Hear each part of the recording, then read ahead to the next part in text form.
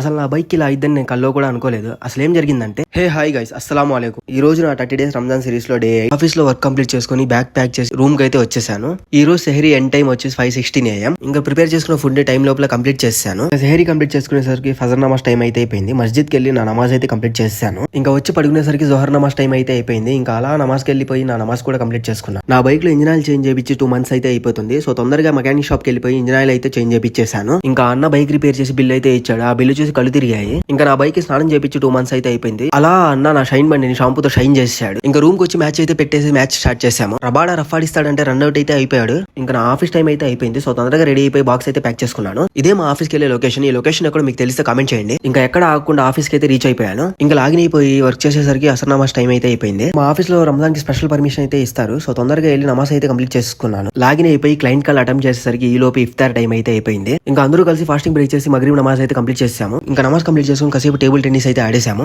ఈ రోజు డిన్నర్ బయట అయితే చేసాము. ఇంకా మళ్ళీ డే 9 లో కలుద్దాం. Bye guys.